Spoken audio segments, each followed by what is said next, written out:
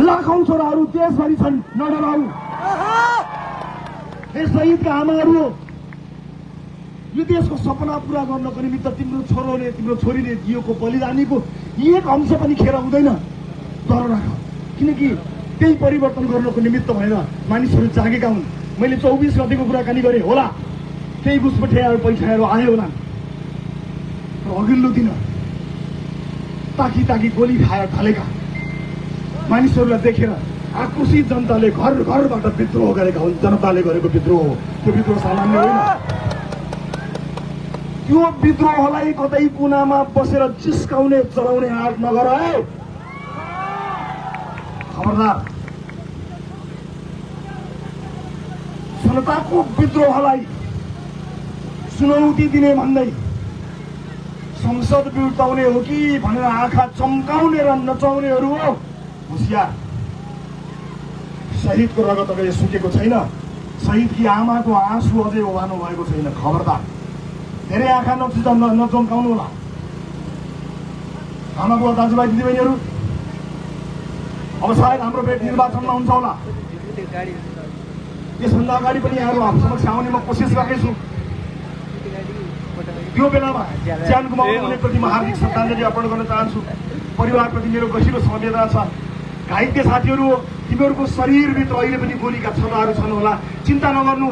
गोलीको छर्रा तिमीहरूको शरीरभित्र भए तापनि सिक्को देशलाई दुखेको छ, चिन्ता नगर। त्यो घाउमा मलम लगाउनको निमित्त लाखौं युवा तिम्रो साथमा आउँछन्। आज हेर्दा तिमीहरू छरिएको जस्तो देखियो चरा। हामी एक ठाउँमा छुट्याउँछौँ, तिमीहरूलाई एक ठाउँमा ल्याउँछौँ, छरिनु पर्दैन, एक ठाउँमा ल्याउँछौँ।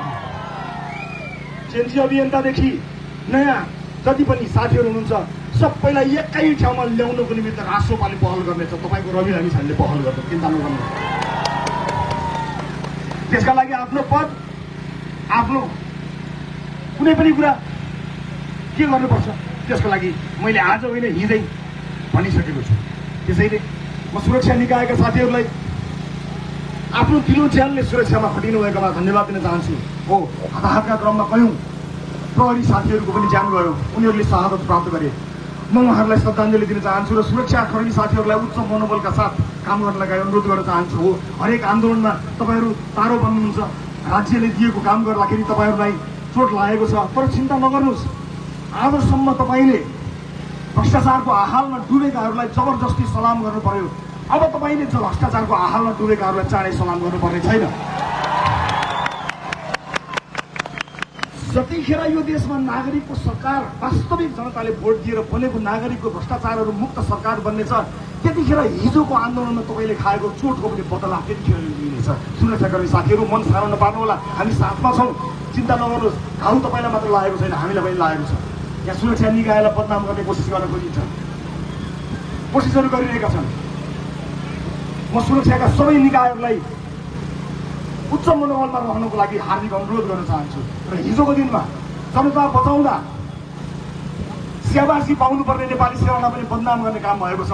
नेपाली सेनाले जति गर्न पर्थ्यो, जति गर्न सक्थ्यो त्यो गरेकै हो, जनता जोगाएकै हो। नेपाली सेनाप्रति उच्च सम्मान कायम गर्न चाहन्छु।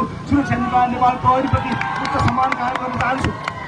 राष्ट्रलाई कमजोर पार्नको निमित्त यी निकायहरूमा आक्रमण गर्न बन्द गर्नु होला। न्यायिक निकायलाई उच्च मनोबलका साथ अगाडि बढ्नको लागि अनुरोध गर्न चाहन्छु। जसले जे भने पनि हामीले विश्वास गर्ने न्यायालय नै हो। न्यायालयप्रतिको सम्मान कायम राख्नुपर्छ साथी हो। न्यायालयका बहसहरूलाई सडकमा ल्याउनु उचित हुँदैन।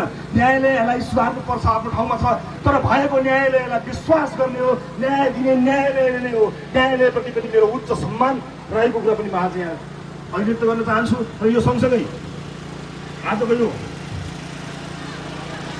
भन्न खोजेको छोटो हुन गएको लामो मन्तव्य यही टुङ्गाउँछु। 5 मिनट बोलेर जान्छु भनेर आएको, चितवनको यत्रो माया पाएपछि 5 मिनटमा पो जान्छ।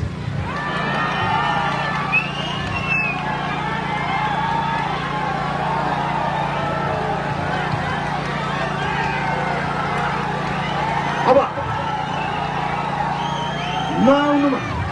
नआउनु राजनीतिमा आइहाल्यो, नआउनु राजनीतिमा आइहाल्यो।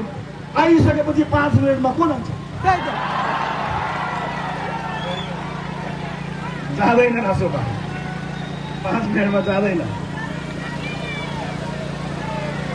हे मेरो प्यारो चितवन, हे मेरो प्यारो चितवन, हे देवभूमि चितवन, यो चितवनले लगाएको यो गुण इतिहासले सम्झने छ, इतिहासले सम्झने छ। यो दिन कुनै सामान्य दिन होइन, इतिहासको एउटा महत्त्वपूर्ण पाना हो जुन जसको सुरुवात हामीले लेखिसकेका थियौँ। यही 24 कोठीमा हिजो अन्यायमा पर्दा तपाईँले एउटा व्यक्तिलाई अन्याय पर्यो भनेर तपाईँले न्याय दिनुभएको, यही 24 कोठीमा। आज यो 24 कोठी रवि लामिछानेको न्यायको लागि होइन, यो देशको न्यायको लागि खडा भएको छ र यो देशले न्याय पाएरै छ।